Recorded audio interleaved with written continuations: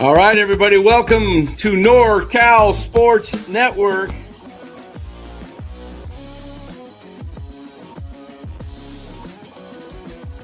And this is the same hat that Brock Purdy's dad wears. Chat loves it when Marty Lurie comes on. Anytime you lose a game this time of year, when you can't go backwards, it's a problem. Wow, I'm wearing a Pirates hat. Giants can't beat the Pirates at home, a team that had only won 13 games on the road all year. Giants lose it to the Pittsburgh Pirates 6-5. We'll get into the ugly, the good, the bad, and the ugly. Not much good, but we'll get into it all. Giants keep the losing streak alive, 4 in a row. And, well, we'll get into it. Frustrating again. One game over 500 at 54-53. But thank our sponsor, Chapman Law Group. Chapman Law Group, you know the Chapman Law Group, located Marin, licensed in all of California. Chapman Law Group. Give them a call for all your legal needs. You've got yourself personal injury situation, give Chapman Law Group a call. They will not disappoint. Give them a call and let them know NorCal Sports Network sent you. 415-613-9483. Chapman Law Group. Don't settle with an insurance carrier before calling Chapman Law Group. Oh, Lou. Man, this is getting old. This is getting old. I got more confidence of the Giants finishing in fourth place than I do in them making the playoffs at this point. I agree. I mean, I told everybody last week this homestand was going to be tough, and you guys keep thinking if we just show up, we're going to win. The Mets were hot. You knew the Mets were better than us. They couldn't hit in the clutch. And then you figure, we're not going against schemes. We're still going to be fine. I said they'd probably take 2 out of 3 from us. This team mentally just doesn't have it. And the other thing tonight, again, I'm going to blame Melvin. I'm sorry, but Matos as a pinch runner, a right-hander just hit that curveball. Okay? Why do you not have Matos bat for Yaz? Do you think Yaz with 1 RBI the whole entire month's going to come through? I mean, that's just pathetic thinking. Come on, Melvin, I don't understand it. And you use him as a pinch runner? No. And then, the other thing is we're starting wisely. I mean, you had 2 guys that could have came off the bench. 2 that at least are going to make contact. You knew Yaz wasn't going to do anything. I mean, it's getting old, just some of the bad plays. And then, one thing we're going to learn, especially when you're young, you cannot walk batters to lead off innings. And what happens? You go against a veteran who's sitting on your curveball and kaboom. And, it's just one of those things. It's sort of ironic. You knew McCutcheon. I just knew he was going to hit it, I mean, it's just one of those things. I just had that feeling, and, what are you going to do? Another loss. And, if San Diego wins tonight, they're like 4 games behind. It's just, it's bad, and mentally, the crowd stuck around tonight. I had some friends in my seats tonight that I was hoping, I told them, hey, I'm sorry it was a boring game. But, it's no fun when you stay all the way and then you lose. And, now they're under pressure. I mean, do you think they're going to win one of the next 2 games? They got a chance to be swept at home. And, if you look what our record is since the second half of the season, it's not there, And I think one thing, Dan, and I'll let you talk, is this lineup tonight, Chapman, big situations, doesn't come through. You got one guy on this team that showed up tonight, and that was Adames. Okay, because they're not going to pitch to Devers anymore. I keep telling you that. So, what happens is Adames comes through. He scores once, but there's a lot more times. And this team just still can't hit in the clutch. 4 for 13. I know it's better than 0 for 30, but, you got to do better than that. And again, at home in a night game, Dan, it's just one of those things. What are you going to do? They can't win.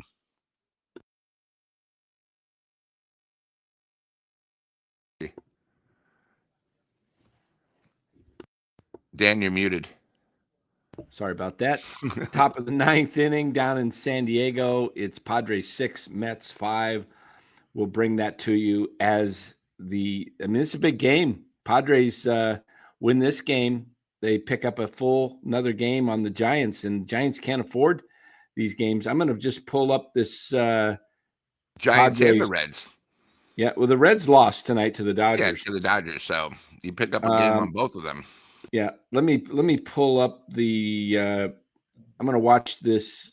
Let me turn the volume down so we don't get in trouble with MLB.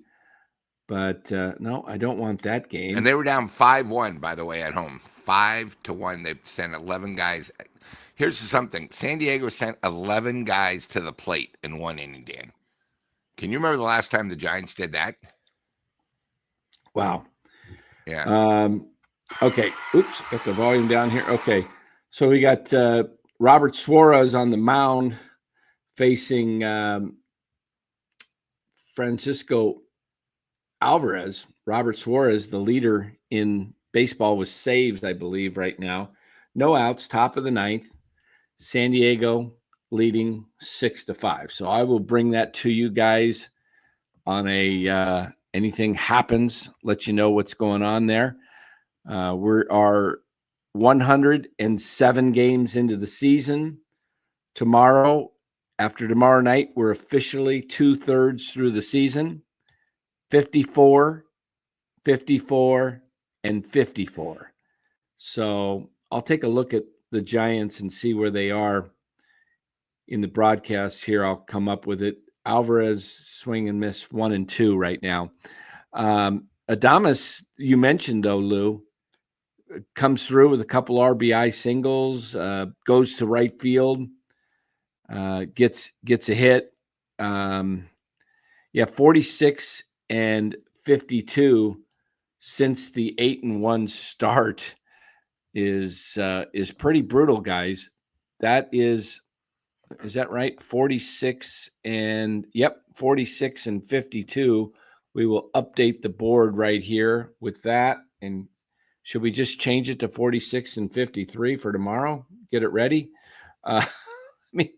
Oh my goodness. Where did my, there we are. Okay. Since 8-1 start, Giants are 46 and 52. They now have to go 36 and 19 to win 90 games. And it's getting to be rough, Lou. Tonight, 90 games, I think, is out. I mean, I think they should shoot for 500 right now. They should shoot for 85. And that's going to be tough. 85 is going to be tough at this point. Okay, here's the 3-2 pitch to Alvarez. He pops it up. Is it playable behind the plate? Throws the mask off. Catcher makes the catch. 1 down for the Mets. And they got Mauricio, the guy that tore apart the Giants yesterday. He is 0 for 3. By the way, tonight we talked about Yaz, Lou. 0 for 4. He's hitting 230. 2 more strikeouts. What's the deal with Casey Schmidt? Anybody? Is he hurting? They mentioned on the broadcast last night that he was a little banged up, but is this just, are we platooning Casey Schmidt now and Brett Wisely? Are we at that point again, Melvin? I mean, you had Schmidt and Matos that could have pinch hit for. If you're pitch hitting, platooning Wisely, Casey's just got to feel like, get me out of here. Let me go play third base somewhere for a team that values a good third baseman with a guy that has potential with the bat. I mean, I don't know. You know where he would be good at? I could see him being young and energetic with the A's.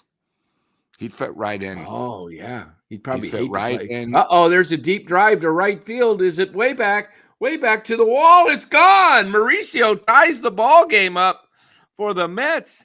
He does it back-to-back days, and it's 6-6.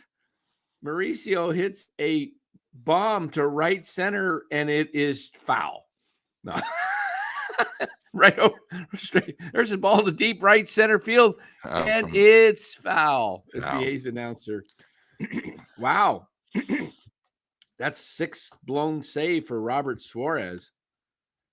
Yes. And then, Dan, just before, I know we're going to talk more about tonight's game and everything once this game either goes extra innings, but tomorrow, the good news and the bad news is we got Verlander going tomorrow, so maybe you can go 2 in a row. Bad news, going against a lefty. Well, good news. Good news is Verlander's going tomorrow to win his 2nd in a row. Bad news is Verlander's going tomorrow. I try to be nice, but going against another lefty at night, don't expect much out. Who's pitching for the Mets tomorrow night? I mean the Bailey Pirates? Falter. Oh, Bailey Falter. Okay, he's a 7-5 ERA, 3.89. He looks any lefty against the Giants is good. Los. He says he's gonna do a mic drop. Gonna do a drop mic and retire if the Giants end up 78 and 84. My prediction's looking bad. The 86, man. I would feel good if they just came around and got to 84, 85. I would feel like I came close. Francisco Lindor up with 2 out, and he's got a 1-1 count. Lindor.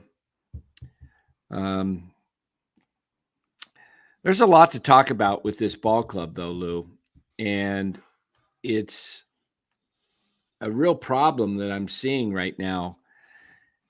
Again, you've got tonight, you had Chapman go 1 for 4. He got the RBI triple in the 1st inning with the diving attempt in right field. And other than that, it wasn't much. Oh, Lindor strikes out. That cost me a point in my fantasy team. Come on. Can't lose points. Already lost points from one of my pitchers tonight. Screwed me. Anyway, what's your concern level with Rafael Devers? I don't really have a concern, but the problem is I think he realizes he has no help. He has a lot more pressure than he thought. He's overthinking the stadium. But my biggest concern about him is he's not going the opposite way. And I think the difference between the 2 ballparks is you got to remember you had the Green Monster, where literally all you got to do is tap it for a lefty like him. It goes off the wall. It's a double, depending on the bounce, could be a triple. And he might have used that to his advantage a lot. But if you look, he's trying to pull way too much. Tries to pull a lot. And, even though Adames is there. And then, I want to bring up the lineup again. I thought the Giants were going to stick with Lee leading off against a right-hander. And all of a sudden I see him 5th and 6th again. What the heck what are we doing, the Giants? Why are we flipping, flopping the lineup, changing it every game? What the heck is this? Yeah, and I think that's more Melvin doing, because it made no sense today. And the problem is when you do that and you do the switch, doesn't it always seem like when Lee's batting 5th or 6th, it's a huge situation? Now, he did come through tonight in the 9th where he actually went the opposite way. I mean, people were fainting in the stands. It was such a shock. Even Kruko said he should do this more often. Well, he should do it every game. Go to left field, yeah. Yeah. The other thing that I was thinking about this as I'm watching the game. I'm like, why are the Giants fans? Do we have this bad of casual fans that we've got to get behind a guy that's hitting 253 and we chant his name? Jung-Hoo Lee, Jung-Hoo Lee, Jung-Hoo. Is that our star, the 253 guy that has how many homers? Like 6 or 7? I mean, what are we getting excited about? What are we getting excited about? Just because he's different? Yeah, I have not seen it from Asia. What's the deal? Why are we when the milkman came here, he was the best player and he was the MVP of the first half. So he deserved to have milkmen in the stands, people going crazy. But you get these guys, and then they're advertising, Dan, so much every Friday, Saturday, and Sunday. If you buy an extra ticket, you get that horrible head thing that I don't know what it stands for, and you get a Jung-Hoo Lee t-shirt.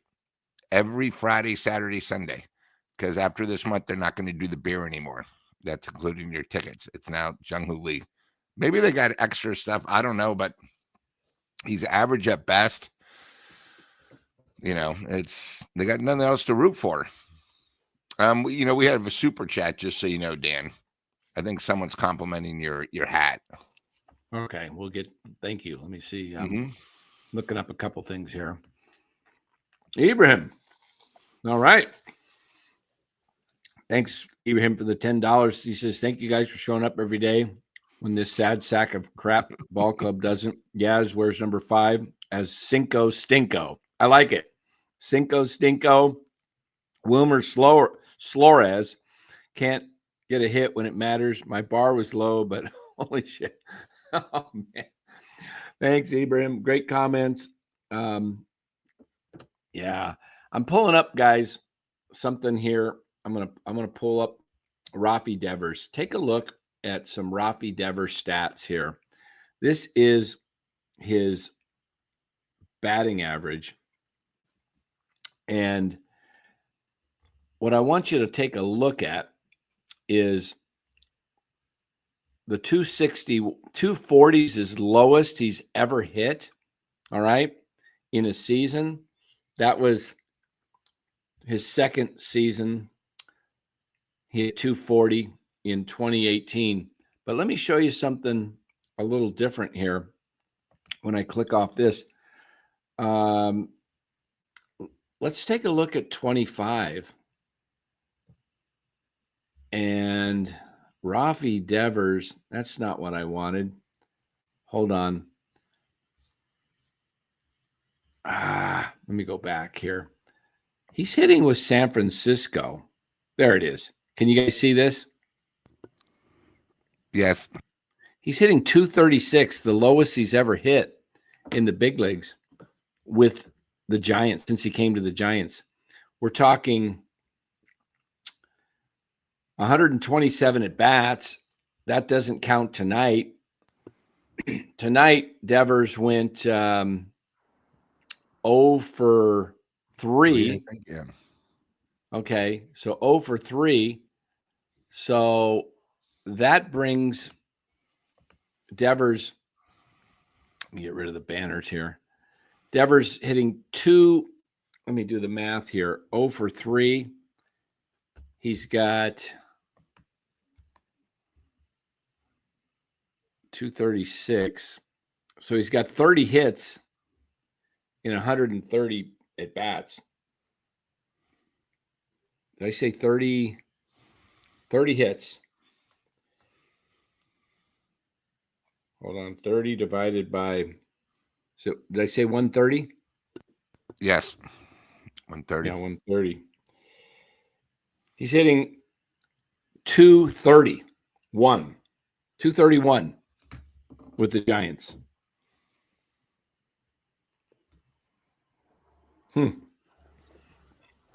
231, Lou. My question is, there are some in our chat that don't think that this is the right ballpark for Devers. Is this going to frustrate him, or is he going to figure it out as he plays more games here that he's going to have to, go to the left field down the line more, or go down the right field line because they're going to be playing him in Triples Alley a lot? What do you think? Yeah. Do you think maybe the first couple of times, maybe the first couple months you're here, you see the short porch and right, and you just look at that and you go, my God, it looks closer than the Green Monster. And I don't have to hit it 60 feet, however the high it is. I think the short porch and right really hurts when you're a lefty. It's the same thing. When they built it, do you remember they said, when are they going to have, they're going to have to add another number? Remember, because they're probably having like 1,000 into McCovey Cove. And it took them, 20 years to do 100? And if you take Bonds away, I don't even think they've done 50 as a team. Didn't they get their 100th last year? Yeah. With Lamont Wade in the 25th year? Yeah. That's what I mean. So I think, when you go, it looks so close, and I think you change it, and it's probably going to take a good half season to a season for a lefty to say, hey, it's there. If I can hit in the gaps or the opposite way, because, I just think playing here, because you never see other guys that come in here for 6 times or 9 times a year ever have that problem. But when you're here hitting batting practice, going off 70 miles an hour, and you're launching them all over the place, and the wind hasn't really hit yet. There's nobody in the stands. There's no pressure. That's one thing. But when you're in games where guys are throwing a good 90, 95, throwing curveballs, all this stuff, I think just being him, I think, you know what? I'm not really worried about him, because I think give him another season, and he'll be fine. But I don't think he's going to be batting 300. I think he'll be more, 280. I don't think he's going to hit 30 homers. So the Giants will just have another season with no one hitting 30. Yeah. But, remember good old Bryce Johnson? Remember him with the Giants? Oh, yeah. He just took a called strike 3 for the second out. San Diego has their ghost runner still stuck on second base. No, they had runners at first and second with nobody out to begin the inning. Oh, they had first and second. Yeah, there we go. No out. They're in the 9th. Yeah, we'll be down in San Diego next month, Lou. Yeah, actually, almost. Yeah, I was going to say it's like 21st or whatever. Yeah, so I think it's coming up on 4 weeks from this Thursday, right? Thursday, yeah, yeah. So, yep, here we go. But okay, 6-6. There's a drive into right field corner. Is that going to be caught, or it falls foul? Soto goes for a sliding catch in the right field in foul territory, doesn't come up with it. It's a 1-1 count. Lou, I just this team has, they're missing something, aren't they? I don't know. It feels like to me, like there's just a lack of leadership in the dugout there. I mean, there was the cheerleading with Adames, right? We had the cheerleading, and he was all into it. And yeah, that was when Devers sort of arrived. When Devers arrived, they are 13-24 since Devers arrived. Has the clubhouse, does he have an attitude? Not a negative, but does he have like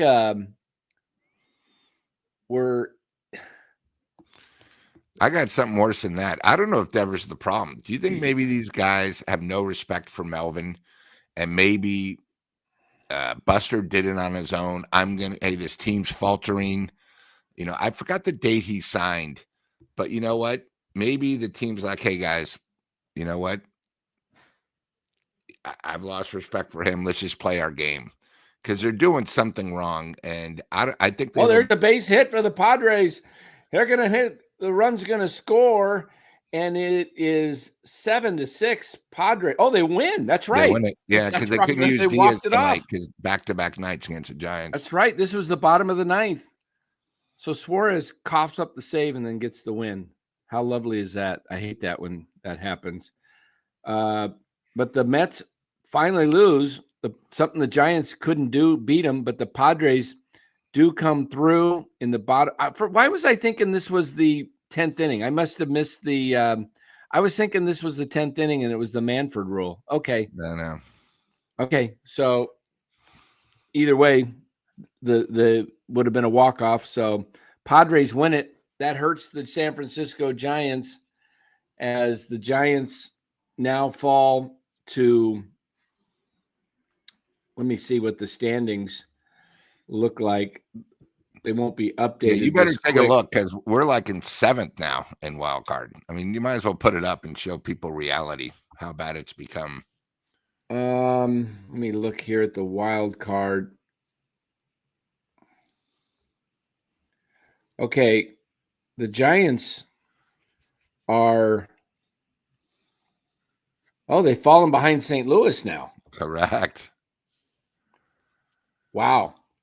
Okay, wait till Cincinnati, the Padres gets updated. The Giants will be 4. Are they going to be 4 games behind the Padres? You are right, sir. Wow. And you got to take advantage. Like the Reds are playing the Dodgers, right? So, you almost got to root for, you want to root for one or the other, but the Dodgers are beating the teams you might as that- well root for the Dodgers at this point because the Giants got to catch Cincinnati. I know we hate the Dodgers, but the Giants are not catching the Dodgers, so they have a chance to catch Cincinnati. So in this case, you're actually rooting for the Dodgers because the Giants don't. I'm a man of prayer, but the Giants don't even have a prayer to catch the Dodgers. Yep.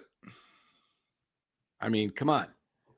Yeah, I want to see something that I sent you guys. So you got to hope Cincinnati loses because let's say the Giants keep losing and the Reds beat the Dodgers, now you're really in trouble.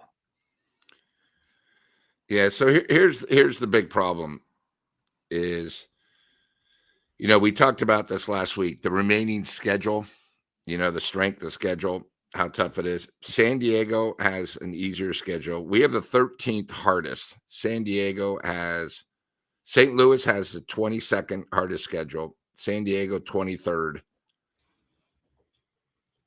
The Dodgers 27th. So the teams that we're battling have an easier schedule against us. When you say 27th, that means the 27th out of 30 teams.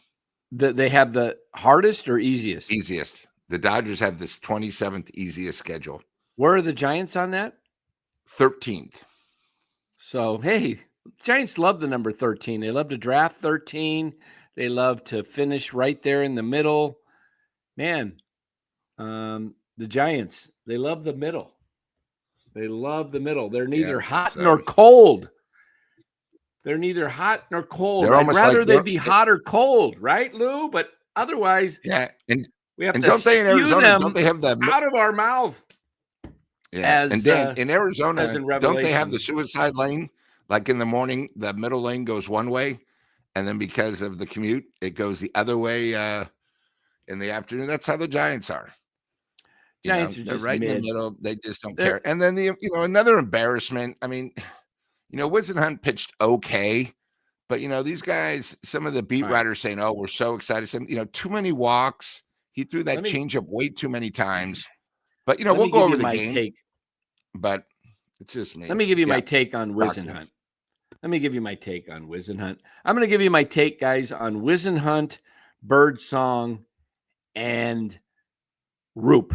Who am I going to compare them to? I'm going to compare them to the 2018 Giants when you had Rich Rodriguez, Pudge's son, who was dominating, and he was had a great ERA of 2.5 for the season. Everybody's like, oh man, this guy, every time he went out there, he was throwing, a shutout or 1 or 2 runs at the most. That was Rich Rodriguez. I think his name was Rich. I can't remember if that was his first name or whatever, but Pudge's son. Okay. Andrew Suarez, the lefty guy, threw some really classic games where he looked great. And then other times he just was 29 starts in 2018. And the other guy, Chris Stratton, another guy that was young. How did all 3 of those guys do? Rodriguez, Suarez, and Stratton. Did we have them much longer than a year or two? Yeah, a year and a half. That was it. The sound that when your drain is kind of it's full, and then all of a sudden it gets near the bottom and starts going. You hear the sound. Yeah. That's how I see the Giants. Let me tell you the difference between what real pitching looks like. Derek, thank you, Turd. Derek Rodriguez, not Rich. Derek Rodriguez. He was excellent in 2018, but then he was a bust after that. Suarez was middle of the road, but then he was a bust. Stratton was middle of the road, but then he was a bust. Okay. Rich Rodriguez was in the 90s. That's right. So here's my take on Birdsong, Whisenhunt, Harrison, who's gone now, and Roop. Roop reminds me a little bit of Derek Rodriguez. looks dominating his first year. He's doing great. But wait till the league figures him out. Okay? There's a reason that Roop and Birdsong and Whisenhunt and whoever the Giants have were not top of the draft picks. What real top pitchers look like are Matt Cain, Tim Lincecum, and Mad Bum. And what do they have in common? All top 10 picks. Okay? Top 10 picks. Those are where you get your aces. Logan Webb, he wasn't a high draft pick. He's shown a lot of promise, and he's an all-star. But he's not Lincecum. He's not Mad Bum. I mean, if you went out there and said a must-win game and you got Logan Webb on the mound versus Timmy in a must-win game, who do you feel more comfortable with? One's proven, the other one's not. I mean, look at Timmy. Timmy was a dominant starter, and they used him as the secret weapon in the playoffs. He was unhittable in the playoffs, Dan. Do you remember that? People forget. He didn't start.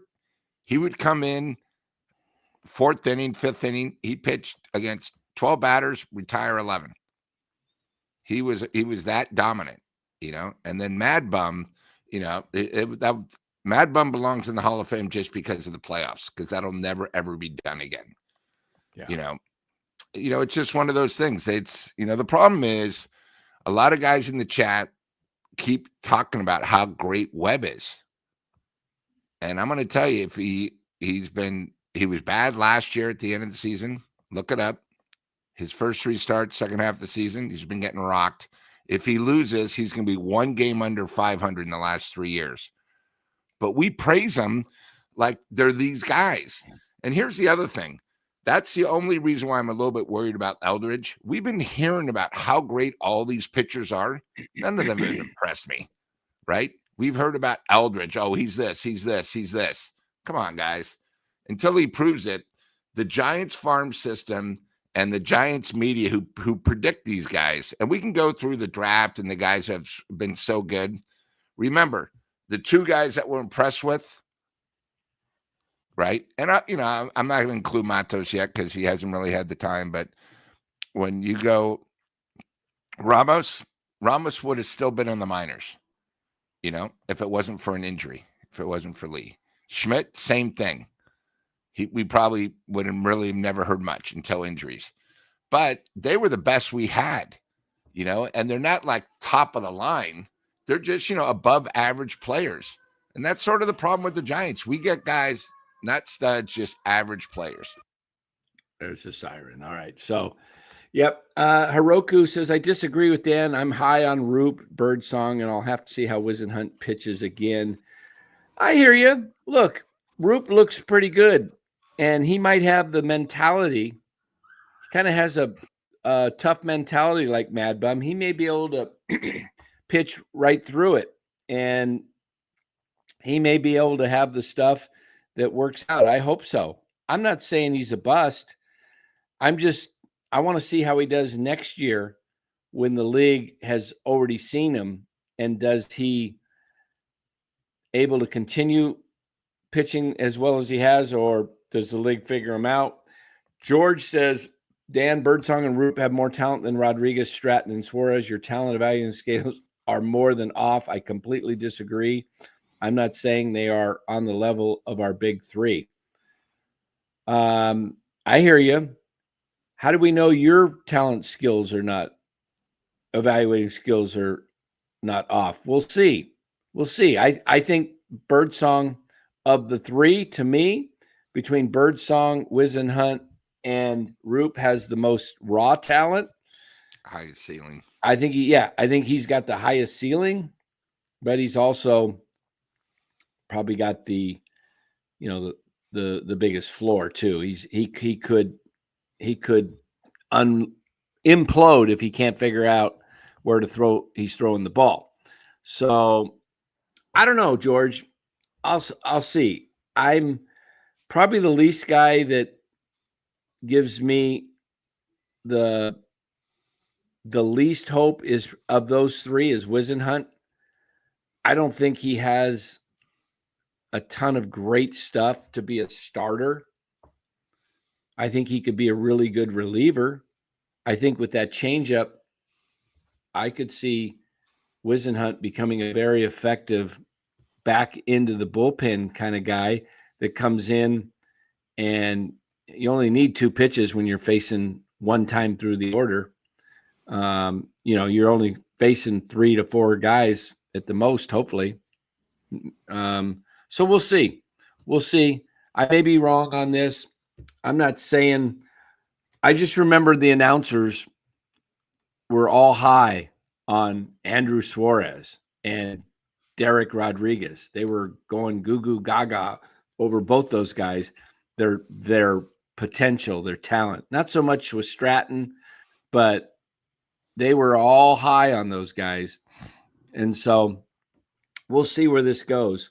Stratton pitched a no-hitter, and we're talking like he's not much. I mean, he got that one game. No, that was Heston. That was Heston. I thought, Stratton. Okay. You know who Root reminds me of a little bit? Who was the guy? He wasn't really a star, and then he was our long reliever, and then he wound up going to the A's because the Giants are too cheap to keep him. And he was the guy that pitched in the playoff game where he was, I think he pitched 5 innings against Philly. Oh, yeah, Petit. Yeah. He's going to be that type of player. And nothing wrong with that. But, Petit he was solid. George says Whisenhunt's not a starter. I've never been that crazy about Whisenhunt. I didn't think Birdsong to me, I have a lot of I think Birdsong can be special if he could figure it out. That would be the guy I think that has the highest ceiling of the group. We've got some more comments here from Joe Boyd. Says Devers screwed up the locker room ever since he got here. They keep losing. That's something it's hard to say because we're not there, but it is rather interesting that Boston took off when Devers left, and they seem to be thrilled, kind of energized with him gone. They have their stud back. Yeah. Their stud at third's back. And Bregman's back. And they went on this 10-game winning streak before the All-Star break. Yep. And they got a bunch of young blood in there, Marcelo Mayer and the Roman Anthony. And then they got Rafael, however you say his last name, always Catalani or Catalane. He was supposedly Devers' best friend. He took off on a major hot streak when Devers got traded. I think Devers was just more of a distraction, for the whole year. And just to get rid of him, it might have helped the crew. Then he comes here. Yeah. Now, they did win a World Series, Boston, in 2018 with Devers, right? Yeah, but he also had a little support helping him out. Yeah. In 18. Yeah. He had JD Martinez, and then what's the name for the Dodgers was with him? Mookie Betts. Yeah, it was only his second season. But we'll see. Maybe it's going to take a while for him to gel. This year, you just kind of have to let go. Phil says never root for the Dodgers. Let me ask you, Phil. It's the last game of the season. The Giants are playing Colorado. Giants get a win, and the Dodgers get a victory, and the Giants are in. Giants win, but the Dodgers lose. You miss the playoffs. Are you not rooting for the Dodgers? You say never, Phil. I'm asking you, does that mean never? You don't root for the Dodgers to win if it helps the Giants get into the playoffs? I want to find out if you're really a true Giants fan, because there are times when you root for the enemy. Okay.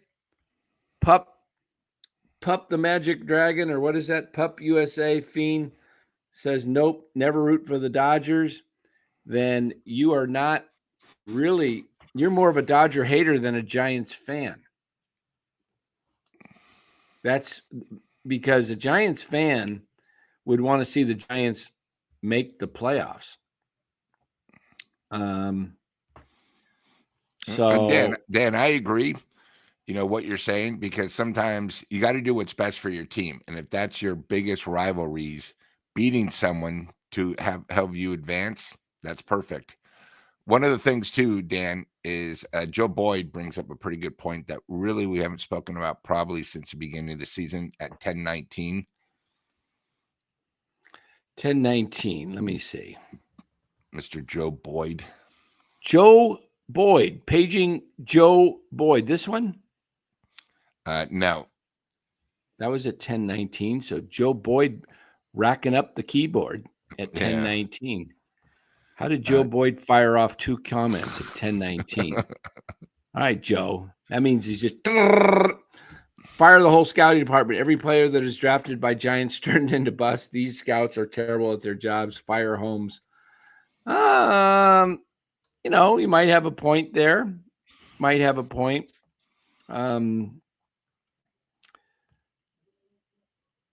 I would say interesting. Yeah. Hold on here.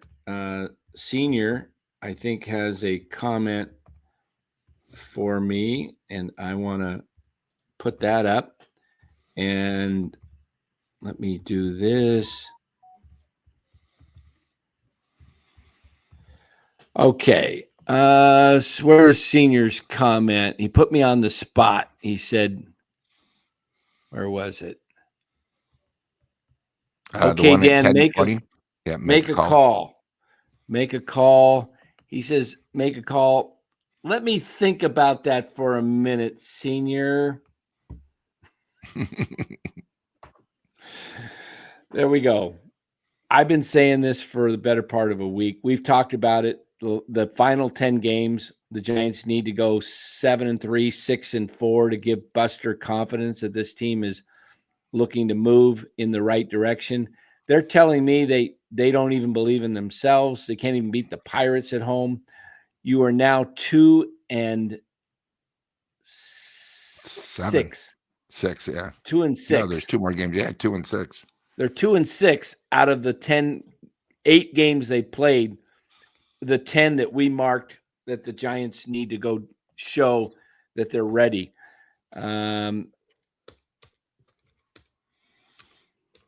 So Phil says, me rooting for the Dodgers does not impact the game one iota. I'd rather root for them to lose. I don't understand that, Phil. I just gave you a scenario. You're saying you would rather the Dodgers lose and knock the Giants out of the playoffs versus a Dodger win with the Giants winning on the last game of the season puts the Giants in the playoffs, and you're going to root against the Dodgers? Wouldn't you be like, I mean, haven't you ever watched a football game and the Niners need to get in and you're rooting for the Rams to win? Or, I mean, this, I don't understand that mentality. I mean, that's kind of like cutting your nose off to spite your face. Kind of like, you know what? I'd rather be right. I don't know. That's just me. Maybe I'm different. Rob Iman, $6 says, what do I do? What I do is start rolling heads. Burrow, Christensen, and Williams, goodbye. Make Ron Rodos the interim Ben coach and Hallberg back to third. That's not bad. You got to make some kind of move. Eventually, somebody's going to have to pay for this. Whether, I mean, you know what I would do, Lou? I would shake this thing to the core at some point. I'd say, we just extended him, but we got a clean house and somebody, you got to get some, I don't know. You got to get some young blood in there. It just feels like I completely agree about that. I mean, again, the thing with Melvin that is perplexing to me, Lou, is why is, go get yourself tossed at least. Just go do He something to shows shake no up the club. emotion. He's pretend. You know what it is? You said it the other night. He thinks it's 2014, 2012, and he's with the A's. That's how he manages. And the one thing is, Buster made a move, and again, we got to blame this on Buster. If you remember, he signed the contract on July 1st, an extension, and the Giants had swept at home by Miami. They got taken 2 out of 3 at Chicago, and they had lost 1 game at Arizona. So what does Buster do? He does something different. I'm going to give Melvin, and you bought this up. Hey, there's no pressure next year. I'm going to give it to you to get this team going. And the Giants' record since Melvin signed the contract, 9-13. Exact same. It's not like, he. And the other thing is, I told you, he only gets emotional when he has to go to replay. He'll look back. Nah. That's it. That's the only time he gets emotional. He doesn't get emotional for anything else. Even his press conferences are boring. He just sort of sits there, and he's so monotone. So, it's just one of those it's nothing things. personal against Melvin. I think, no. I think the game has passed him by. Yeah. Yeah. It's guys, there's some value still on the Giants that you can. Somebody asked in the chat, who you going to sell if you're the Giants. I'm going to show you some guys that I would sell here. Give me a minute to post this. Just looking here at the Giants. Okay. Now, here's my list of who I would sell. And I would actually do more, but you can't get rid of Chapman. And thanks, Nick. You can't get rid of Chapman and Adames because they got no trade clauses. So this is who I would sell. And here's let me explain why. I know a lot of people are going to go, what? Oh, let me add Duvall to that. You're right. I got to hold on. Let me add Duvall to this list. He's definitely got to go. These are some guys that actually still have some value on the Giants that will bring in younger players. Now, before you guys flip out and say, why would you get rid of Webb and Ray? I'm not going to trade them just for hitter. Give me some young pitchers that are already pitching in the game. Guys like with the Yankees, like Luis Heel, Will Warren. There's a couple of starters that the Yankees have. Heel's been out for a while, but if you can get – the Giants need an abundance of arms. They need 7 or 8 arms minimum. And I would just try to start this thing over with younger arms. Have some boldness to go for younger arms. If you went with some younger arms that were established big league players that are, when I say established, they've been in the league at least a year and they've had some success.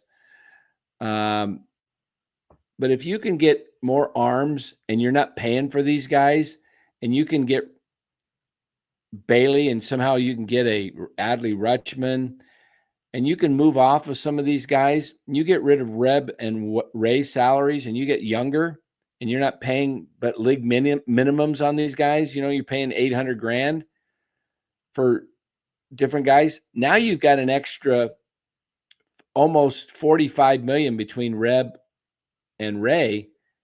Now, why not go out and spend that on a Kyle Tucker? Then you've got your vets. You got all your guys, Devers, Kyle Tucker, Chapman, Adames, and Lee. Do something to get real hitters in here. But I don't think that's going to happen. As long as the ballpark is the ballpark, nobody's going to sign with the Giants. What we're seeing with Rafael Devers is a terrible indictment and a confirmation for the Giants that even power hitters in today's game, especially from the left side, are going to get oracled. Okay. So you're going to end up having if the ballpark dimensions are what they are, you're not even worth talking to a guy like Kyle Tucker. He's just going to laugh at you. Alex says power hitters hit here. Well, how's Devers doing, Alex? He's a power hitter. He's had 2 home runs, one to straightaway center, one to left field. I'm seeing Devers get a hold of some balls that he drives that go for outs. Saw one tonight, saw one the other day. Just long fly balls. So Dom Peralta, he's correct. Ray, Duvall, Webb have real trade value. Bailey, Walker have some, but the rest here, no one is touching them. Yeah, you have to put them in a package deal, Dom. They really don't have a lot of value. When I pull up the trade machine, I'll show you what I'm talking about here with the Giants' value. Let me just show you what I'm talking about.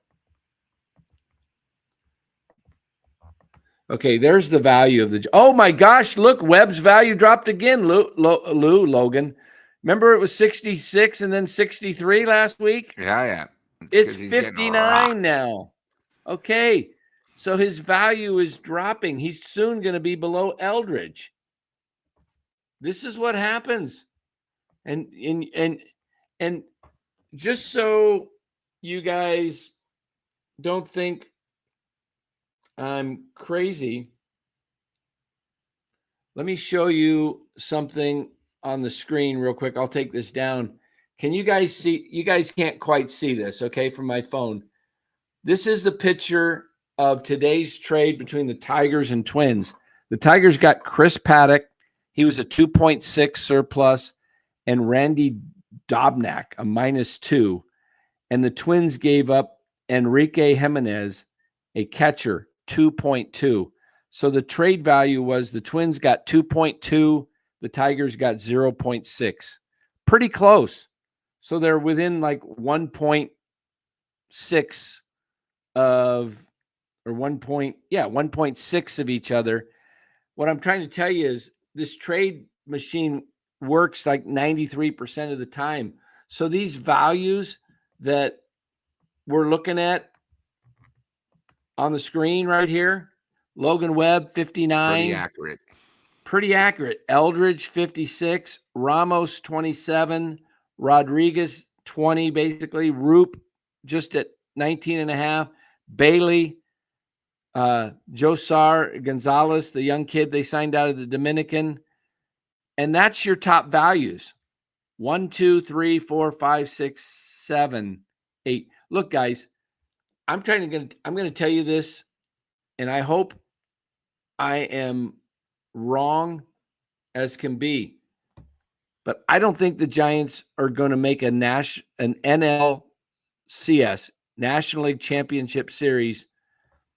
It won't happen in this decade, and I'd be shocked if it happens before 2035, because the Giants are, the one thing they can do to really the only way the Giants have any success, I believe, there's 2 ways to have success. One is to spend like the Dodgers and just screw the luxury tax and just spend because you already have committed to Chapman, Adames, and Devers.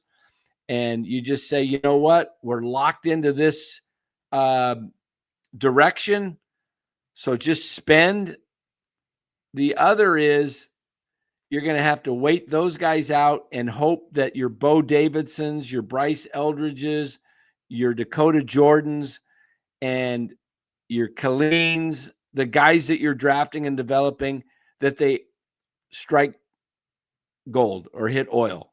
And you're going to have to hope those guys get good and they come up together and they flush out the old guard and they bring in fresh new blood that is winning baseball. And I don't see they have enough of that.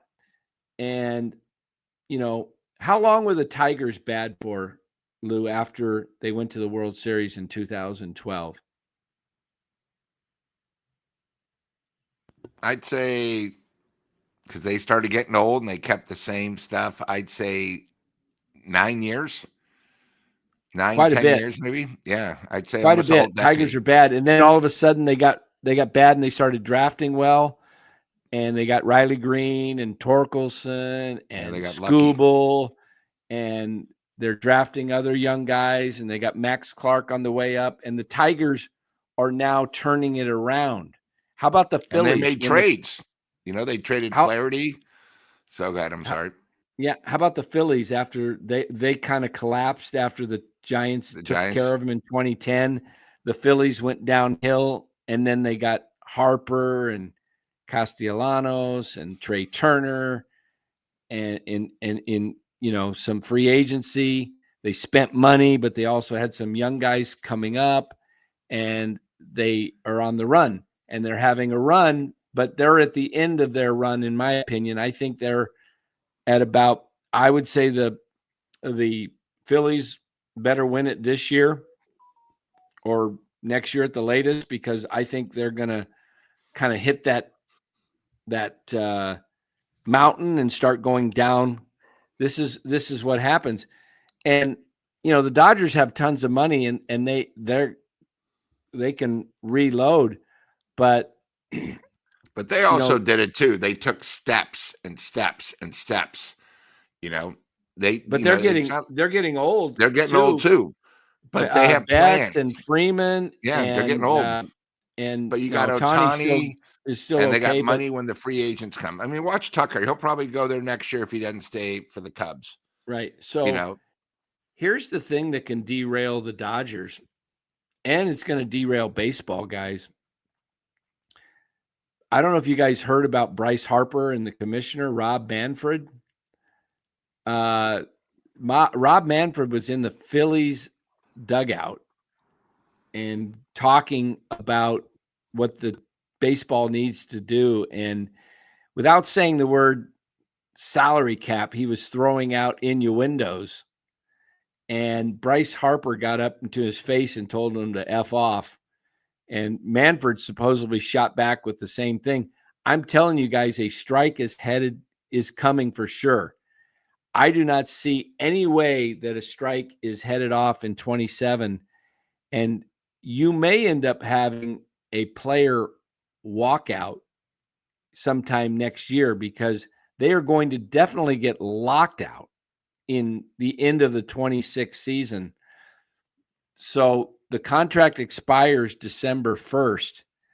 The owners, once that contract expires, will lock out the players, and there will be no free agency signing period that happens until the year starts up again. Until they figure things out. Baseball year, yeah. And I think the players' best weapon, what they did in the 94 season, didn't they walk out during the season and there was no World Series, right? I thought it was 94, was it right right? after there was, I think it was like the last week of the season, because they wanted to affect the playoffs. You know what I mean? Yeah, that's what I see happening next year. That's the players' only leverage, is to hurt the owners' revenue. Because that's probably how much money they make on the the players will have received all of their money. And so right before, I see baseball in big time trouble, and it's the only sport in North America, major sport, without a salary cap. Hockey has it, baseball and basketball and football have it. So, and the players are not going to give in. And Bryce Harper already said, or somebody, I think it was, hey, the players will be prepared to miss a whole 162. No, and Dan, you bring up a great point. Somebody asked me over the weekend, hey, Lou, are you guys going to do anything for the All-Star Game 2027 in Chicago? And I said, Yes, but there might not be an all-star game in 2027. He goes, what do you mean? And I think a lot of people are unaware that there's probably going to be a walkout, a strike. And, what happens to when you do have a strike, who knows? We could lose a whole year. But imagine Chapman, Adames going out, and we don't see him for, 2 years. Now, instead of 31, they're 34, 35 when they come back at the end of the, you know what I mean? After the thing. Guys that miss a season like Chapman, because Chapman is 32 this year, he'll be 33 next year. If he misses his year 34 season and then comes back to play as a 35-year-old, you don't think that's going to have a huge effect? Huge. Absolutely. And yeah, this is going to be a tough situation. Yeah, Matt Williams had 40. How many home runs did he have? 44 or something like that? Yeah. 43. I think it was 43 at the All-Star break. Yeah. Or something like that. He would have been the first guy to break Babe Ruth's record at that point, I think. Do you think Matt Williams was doing roids back then in 94? He's gotten very old very quickly, huh? Now, if you remember when he was manager of Washington, because we bought that game up tonight, he looked a lot more heavier, good. He's not aged well. So, again, I don't know. It was that sort of timing, and, who knows? Because, if you see him at third base, he doesn't look like the ball player. You know what I mean? Dan, yeah, Soto will be like 48. That's right. Yeah. Aaron, leave it there and bake that dough. Get some of those cookies, everybody. Bake that dough. I know it's summer. And there any new flavors? Hey, Dan, I wanted to bring up one thing. Is one of the guys wanted me to chat about what happened with the 2021 Atlanta Braves, what they did at the trade deadline. So, we all talk about injuries. We don't want them to affect. But in 2021, the Atlanta Braves lost their whole entire outfield. Yep. Right? And their stud was out. So what did they do? Yeah. They picked up a guy who went to the Giants for a couple of years. They picked up 3 guys. They even traded a guy named the Panda to reacquire I forgot who Eddie Rosario. They got Rosario. Jock Peterson was the first one. They got him from the Cubs, and then they got Rosario. They got Solar, Duvall. Soler. Duvall again came back, and Duvall, yeah. Adam Duvall, Rosario, and Soler. But the thing about Atlanta could do this is they traded guys on their major league roster, and they had a farm system. The problem with the Giants is I only see 2 guys on our major league team that might get traded. And that's because they're free agents. They're not going to be here next year. I don't see Wilmer coming back next year. He's been a great Giant, but I could see someone in the comments who would want Wilmer. Hey, if you can have a guy that can actually make contact and get big hits, I could see someone like maybe the Mets wanting him back, give him the courtesy. Someone like the Yankees with all their injuries, they need a guy that can come up with a big hit strictly off the bench. And you might need that if you're a playoff team. And then I could see maybe Yaz going to someone, but more of a defensive replacement, because I don't think the Giants are going to re-sign him for $11 million, $10 million, or $9 million, whatever he makes.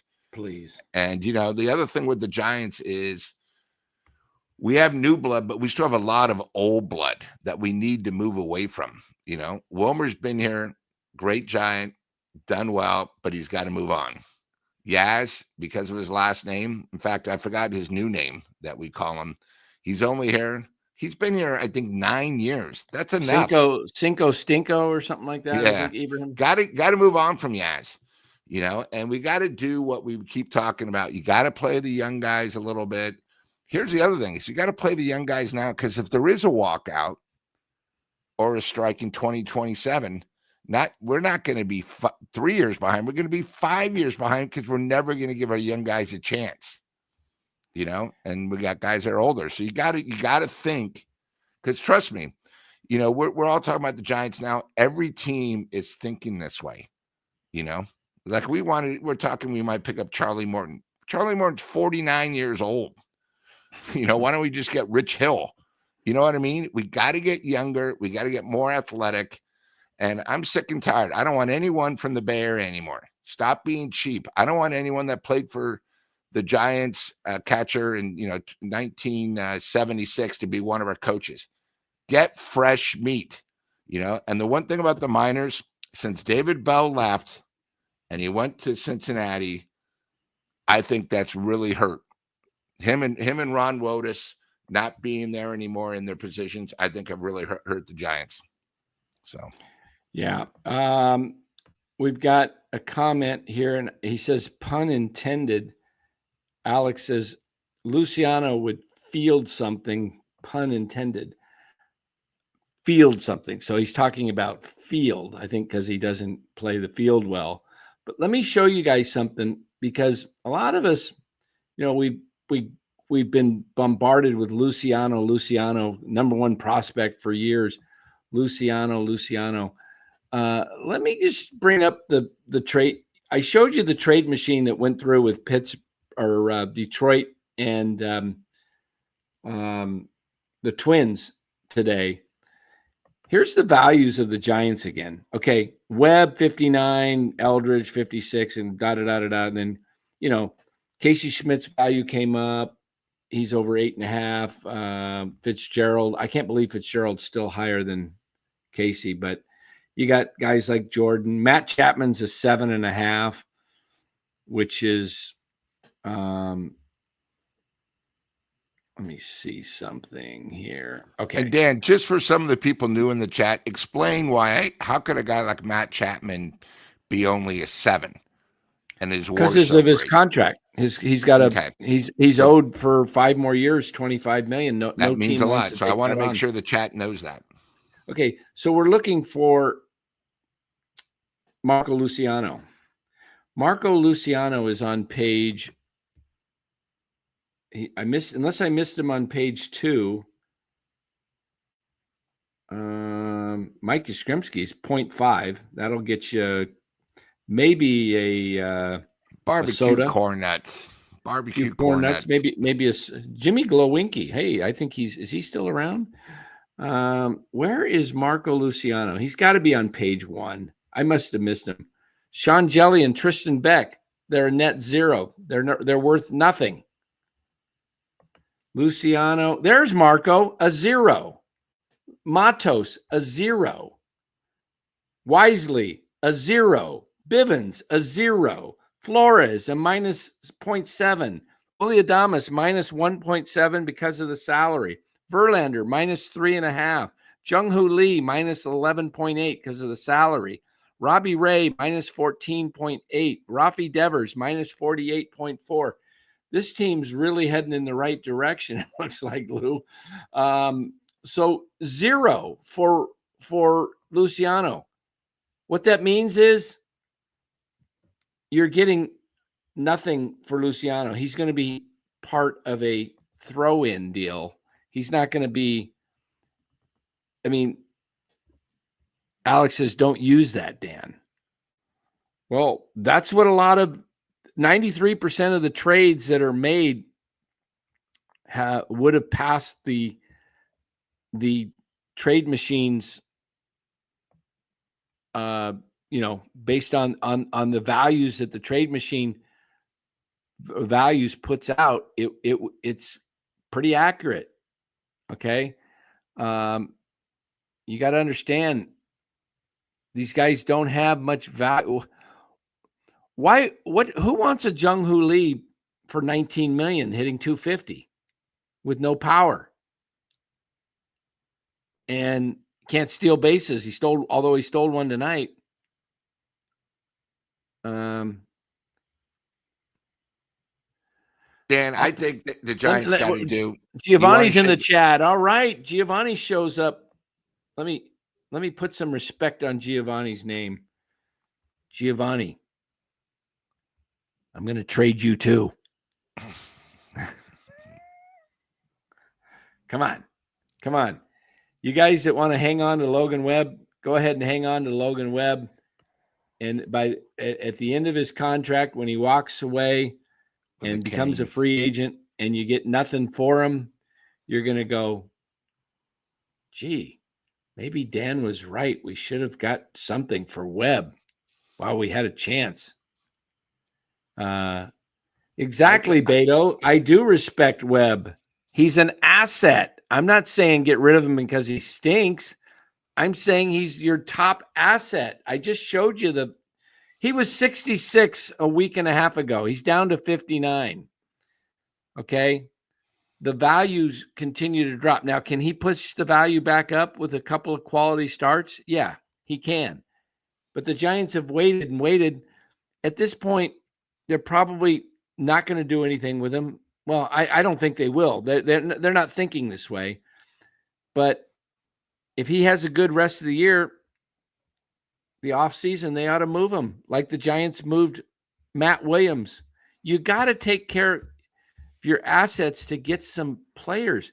There's nothing wrong with trading. Look, when you're at the top, like the Dodgers, okay, the Dodgers have Betts, Freeman, Ohtani, Will Smith, okay, 4 all-stars. When you're at the top and you want to, the Dodgers are not going to trade away those guys. They're going to trade away their excess to get, they're going to give you 3-4 young guys for a top player because they can do that. When you are at the bottom, you can't dictate to other teams. You can't trade. You can't, how do I say this? When you're at the very bottom, you can't dictate that you want a star back because you're giving up a star. Hey, we're giving you Logan Webb. We want a star back. We want Garrett Crochet for Webb. It's not going to happen. What you try to do with a Webb is you try to get more starters, get a couple of good starters, get a young bat, and actually build your team up differently. Go get you might be able to go to the Phillies who are in a pennant race, and you might be able to get their top young pitcher, Andrew Painter. Like, you remember how the Giants were in a pickle in 2011, and they were like, oh, shoot, we just won the World Series. Buster's down, and we're in, like, they were in first place, I believe, at the time. They were 42 and 20 when the injury happened. They were 22 games over. And they were doing well, but they go, we can't just throw this season away. So they gave up their number one prospect to get, why am I drawing a blank? Yeah, what's his name from Houston, who had the greatest playoff? The Mets. Offense. They got the Mets guy. But Houston, then he went to the Mets, the switch hitter, and Carlos, he got injured. Yeah. I'm just drawing a blank. Anyway, you know who I'm talking about. Yeah. Beltran. Thank you. Yeah. Thank you. Carlos Beltran. Thank you, Spencer. So, but the Giants had to give up a lot because they were, so I think the Giants just have to look differently at this, because what I keep telling everybody is, how is it working with Webb? How is that working? You're 54 and 53. Last year you were 80 and 82.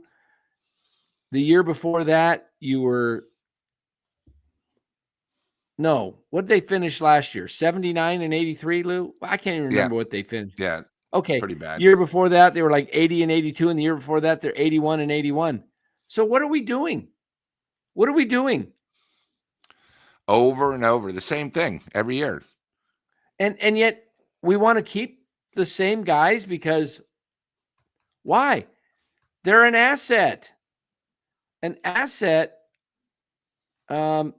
brings you back other assets. Yeah.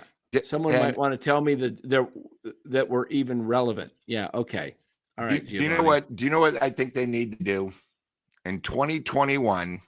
A franchise bigger than the Giants got rid of 5 of their starters, tore it down, Now they're young, athletic, and studs. And I'm talking about the Chicago Cubs. Do you remember how that was?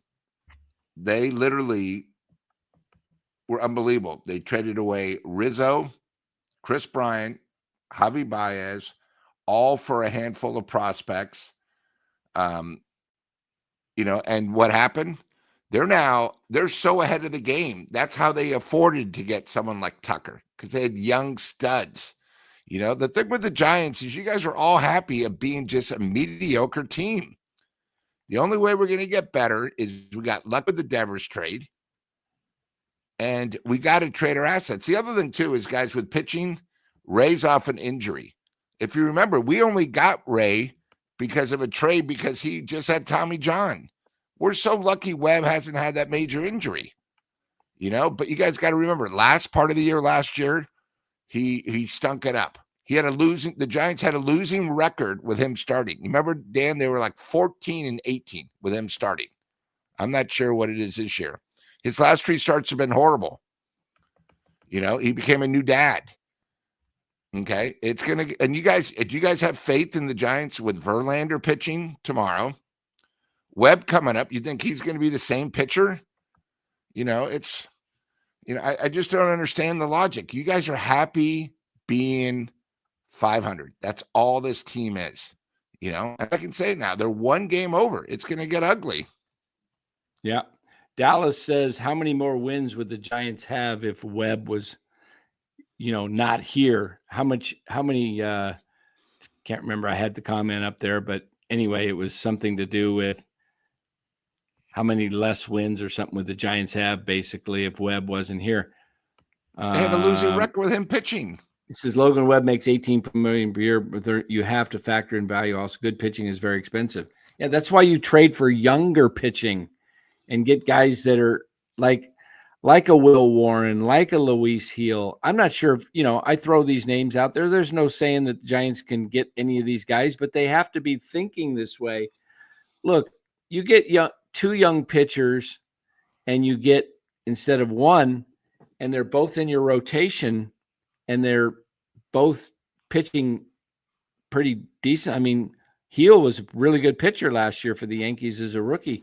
Not saying they would get rid of him, but look, it's going to be too late anyway. By the time the Giants decide to do anything, Webb's value will go down, because I look at Logan Webb right now. He looks tired to me. His arm looks very dead. He'll be lucky to win 2 games the rest of the season. He can't spot the ball. Everyone sees it. The Giants, what they should do is, if they lose tomorrow and they're 500, give Webb the rest of the year off. Why? Because he's not productive. His last 3 starts, the guy couldn't even combine, I think, was 12 innings. He gets in trouble and he's getting blasted. Yeah, it's not pretty when you continue to go out there and he's throwing batting practice. We'll see on Wednesday when he throws. Look, there's no shame in getting tired. He's pitched a ton of innings over the last few seasons. Caught up, yeah.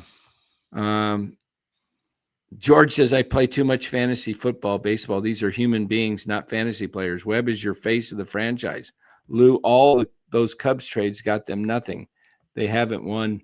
Laughing out loud. Well, it got rid of a lot of money. And they had, I think what Lou was saying is, it got rid of the money, and then they had the money to spend to go out and make a trade for Tucker. They had a couple of guys in the system that they were able to send over. Cam Smith, a draft pick.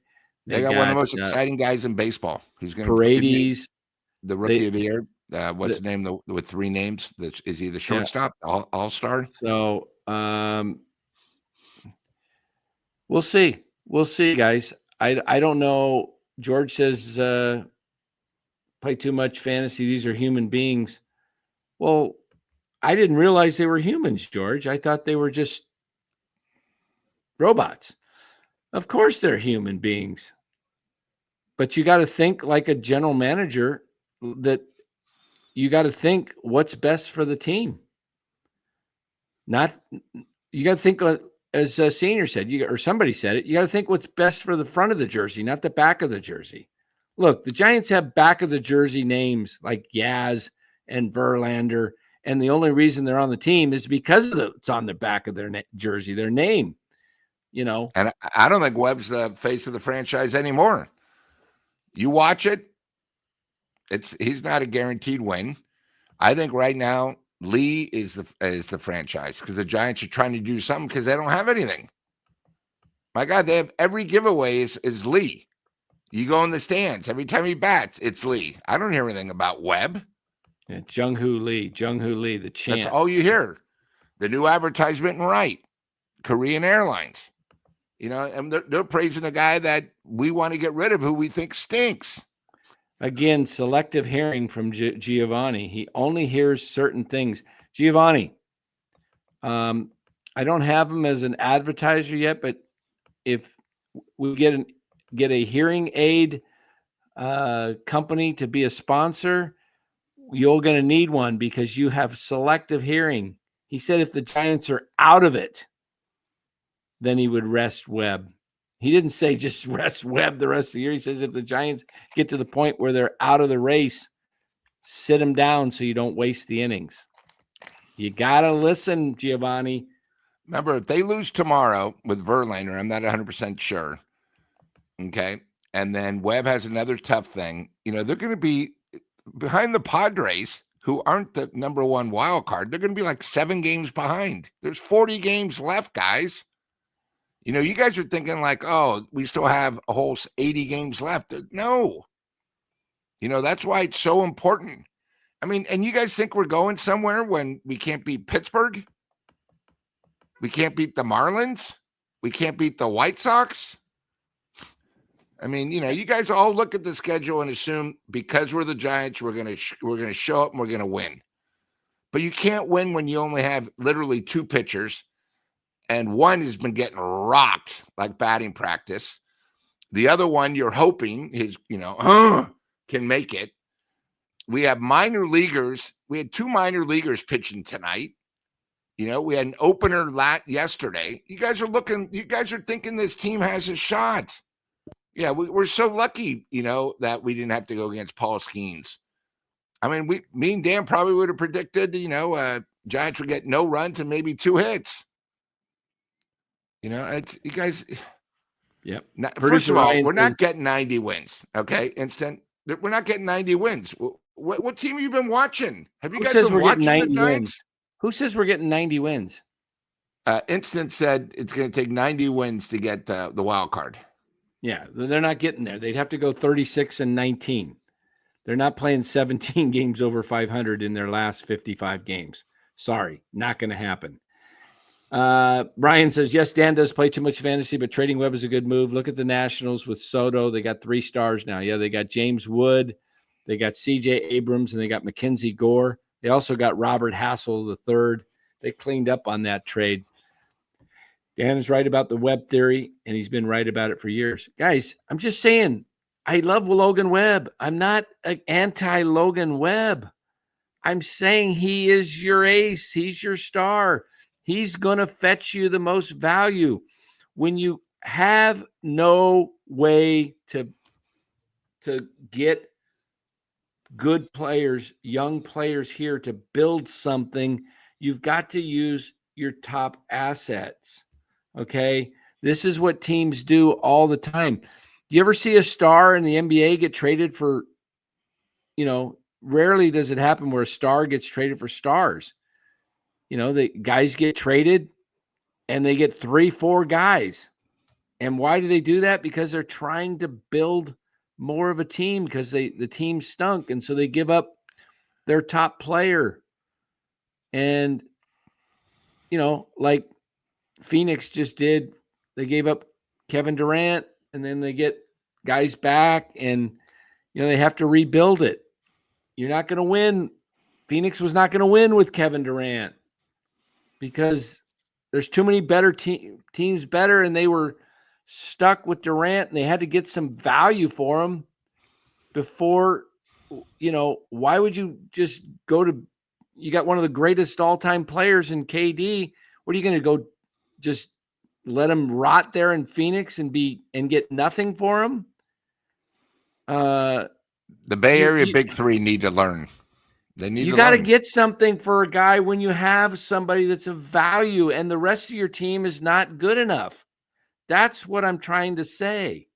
The rest of your team doesn't have it. If they did have it, they wouldn't have lost all the games they've lost, and they've been doing this for 4 years.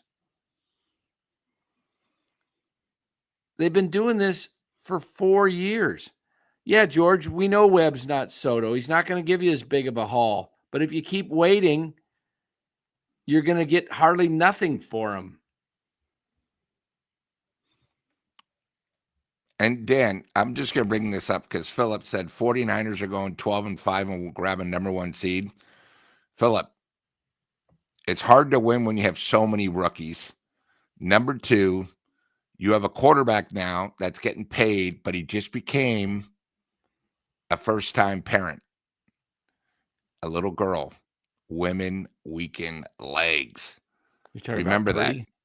Yeah. So Purdy is going to be tough. You got to remember, the Niners, they're all hoping CMC is going to be healthy. You know, we're hoping a guy coming off an injury is going to be good.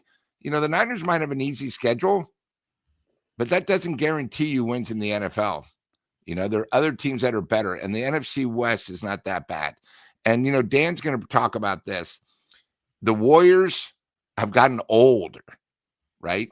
They're not, you think they're in the thing of Houston and Oklahoma? They're not even in the same category anymore. These other teams are younger and more athletic. The Warriors have gotten old. You know, they have a problem right now where they haven't picked up a free agent. They're thinking about getting a guy who's what, 40, Halford. They have other problem where they couldn't trade Kuminga because they said, oh, we'll wait. Everything's backfiring. You got to make moves to improve the teams. You know, and the teams in the wild card with us, they're going to make moves. The Giants were probably, you know, something so small it's not going to make a difference. And like I've told everybody, September 30th, the last day of the season, September 29th, September 30th, the Giants will be golfing. So make sure you get your tee times on that Monday. Go ahead, Dan. Yeah. This is a tough question. If the Yankees came calling for Devers, offered up Spencer Jones and 2 or 3 top prospects, would you do it? Or are you a Devers believer? Here's my problem with the Giants right now. And this is the tough needle to thread, and it's a problem. The Giants have Chapman and Adames and Lee locked up. I mean, if Jung-Hoo Lee doesn't opt out in 2 years, you're stuck with him for 4 more. If he is not good, see, the Giants to me are in a lose-lose situation with Jung-Hoo Lee. Why? Because if Jung-Hoo Lee all of a sudden gets really good in the next 2 years, he's leaving. And if he sucks, he's staying. So this is a problem. It's a big problem. This is why the Giants are kind of in this no man's land, because they have kind of committed to winning. See, let me explain why I think the Giants are a complete fuster clock. Okay. This is why the Giants are a complete fuster clock. They don't have a direction, and they've got old guys that are getting, I shouldn't say old, but they're going to get older. Chapman's not quite old, but he's going to be old in a couple years. And you got Devers locked in now, and you got Adames locked in, and you got Lee locked in, and the team's not willing to go over the tax threshold to get better. So these guys are mid-level players. They are what I call above average, slightly above average. I got Chapman, Adames, Lee. Well, I'm not even going to put Lee in the slightly above average category. I'm going to put him at average right now. Adames and Chapman are slightly above average major league hitters. Okay. Devers is a above average hitter. He's one of the better hitters in the game. Lee, to me, is average at best, probably closer to below average, the way he just taps out to second base all the time. 4-3, he's the 4-3 guy. So, George, I get it. Yeah, Lee can improve. This is really basically his rookie year and his second year. So we'll see how he does. If he can hit the ball to left field and start bunting more, Lee can become an effective big league hitter. But the problem with the Giants is they've got these guys under salary, but they don't want to just go all the way. And so they're trying to thread the needle with below average players. The rest of the, Ramos is a slightly above average hitter. Adames, when I say slightly above average, he was horrible the first part of the year. He's not a star hitter, but he's better than a lot of other players. Okay. But the Giants, they have a lousy farm system.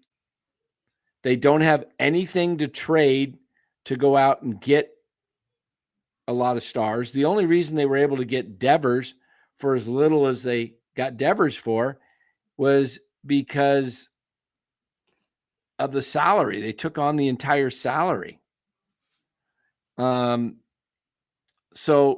the Giants, the best way for the Giants, in my opinion, to get better players is to be willing to spend the money and go out and get guys that are under longer term contracts that are good major league players, but teams don't want to continue to play that player or pay that player because, one, they've got upcoming players that are younger and maybe better. For example, Baltimore has Samuel Basallo coming up in AAA, and he's a catcher. They can move off of Adley Rutschman and you put Basallo behind the plate, who's only 20 years old, and it's going to cost them a lot less, and they're not going to have to pay Rutschman when he starts going through arbitration years. So that's how the Giants can get better, is go out and get players from teams that want to cut off of the salary, and the Giants can pick those guys off because they don't have the farm system to give up enough to get those guys and have the other teams pay. If you want the other team to pay for the salary, part of the salary, like if Boston was going to pay half of Devers' salary, the Giants would have had to give up someone like Eldridge in the deal. Okay. So they basically just said, hey, Boston was like salary dump. We're changing our direction. We got to get rid of this salary and we're going to go young. So that's my issue with the Giants. They kind of, Cliff Martinez said it well the other night in the chat. They've kind of made their bed. They kind of went the direction. They didn't do a rebuild. They didn't do a full rebuild. But if you can get younger players by using a guy like Webb as an asset and Ray as an asset and get some young pitching, lower the salary, now you can afford to go get some of those other star players from other teams that teams want to get rid of and move off of the salary. Giants would then have more money and they can still stay below the salary cap. So that's it. Lou, give us your final word for tonight and we're getting out of here. Tough L. They showed a little battle, but I'm getting sick and tired of the Giants down 3 runs and they get close. They got to be able to, they have nobody can hit in the clutch. It's gotten to the point where, when they get down 2-3 runs, they're not coming back. And I think, personally, they need major changes. And I don't think Buster's going to make a move. He has 2 days. I think, his big move was Devers and probably signing Melvin and him being first year, where if it was Farhan, we would say fire Farhan. But with Buster, he's learning on the job and, he did his best and it's just not, it's not good. So that's me. They got to win tomorrow, but you got Verlander. You guys excited about Verlander against the Giants going against a lefty? I'm not putting money on the Giants. Yeah. Dallas says the Giants just had young pitching. Most are back in AAA. Young pitching is unproven pitching. That's what I'm talking about, pitching that's already proven itself in the big leagues, that's had success. Not talking about, unless you're going for a star pitcher like an Andrew Painter who's a stud. Some of these young guys or can't miss. But, Philadelphia may not even want to trade him. So, And they kept showing schemes tonight. He looks like a stud. Giants don't have anyone except maybe Devers when he bats that looks like a stud. You could tell Schemes is a stud. And he's going to be there, who knows, unless they trade him in a couple of years. But I could see him, where he's going to wind up going with Pittsburgh's got to trade him. He'll go right to the Dodgers. Because you want to pitch for a great team. Why would they trade proven pitching? I'm talking about young pitching that's had a year or two in the big leagues, that's had some success, has some promise. But if you got a chance to get a Logan Webb because you're competing for a World Series title and you have to give up something, that's what you do. That's why the Giants gave up Zach Wheeler. They were desperate to try to repeat in 2011. And if they would have said, we're just going to cash it in, we'll just let this year go, we'll keep, maybe that would have been better hindsight. But, you don't know if they would have won in 12 if they didn't make the trade. You don't know. You didn't know how Buster was going to come back from that injury. I mean, they created a rule because of the injury. That's how severe it was. Yeah, Dallas, I get it. Wheeler had no big league experience, but there are certain guys like Lincecum, Mad Bum, that don't have big league experience. Guys like Skeens that are studs, and you can see it. They're dominant, and they dominate every level.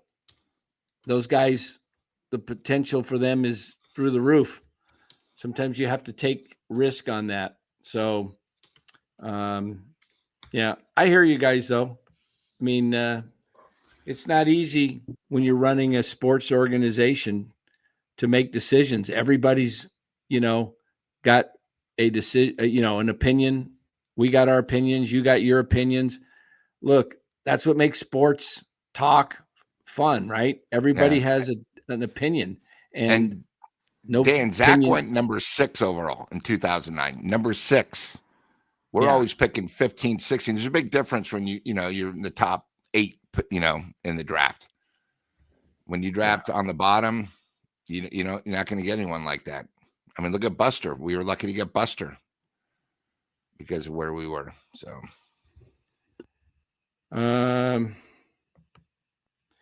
George says Giants have lost 19 games by 1 run, 16 by 2 runs. Buster needs to get 2 starting pitchers, a right fielder, a second baseman this offseason. Go and sign Bichette and try to trade for Quan or sign Tucker. Buster can get talent. That would be ideal. I don't think you're going to get a star like Tucker to come to right field where his numbers are going to decline. Why would Kyle Tucker sign here? He's going to look at Rafael Devers and said Devers couldn't hit in that ballpark. Why would Tucker say, yeah, I'll sign? You'd have to pay Tucker $200 to $300 million more than he's getting offered anywhere else. The Giants, we already know they don't do that. So that's the problem. Hitters, that's why you had to trade for Devers, because free agents are not coming here that can hit. They're not coming. Don't even discuss Tucker unless the Giants were willing to change the dimensions and make it actually a reasonable ballpark. I don't understand why the Giants, I mean, the fun of 2000 in the park, Peter McGowan's dream of having the park look like the Polo Grounds because he grew up in New York. That's all over. Okay. The park has lost its charm as Triples Alley. It's not even Triples Alley anymore because nobody allows you to get a triple unless you just like smoke it on a line and it gets between the right center fielder and the center fielder, because there is no right fielder. Nobody plays right field at Oracle. They play right center. And so the triples alley has been, they figured that out. That's been kiboshed. We just see Jung-Hoo Lee hits a tying home run in 29 of 30 other ballparks, and it bounces off the top of the bricks for a double, and he dies there. Look, you smoke a ball 415 feet and it doesn't go out, that's going to be frustrating for players. So, I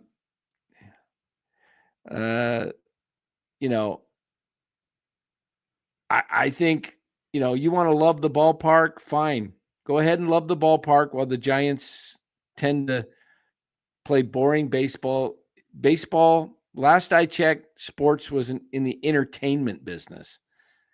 There's no entertainment watching the Giants score 2 to 3 runs on a regular basis at home on weeknights. And the fact that they got 4 tonight, or 5, I guess they got 5, still not enough. But to me,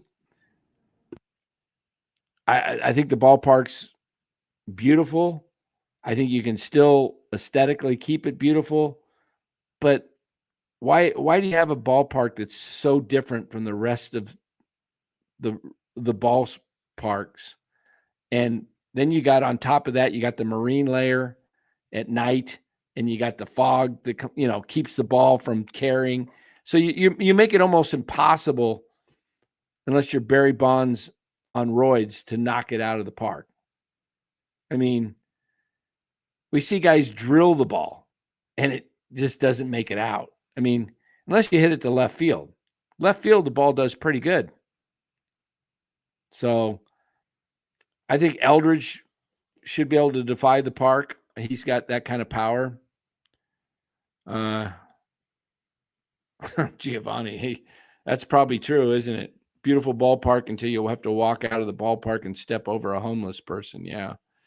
Clean up the city, San Francisco. Hopefully they do that. All right, Lou, time to finish our night off.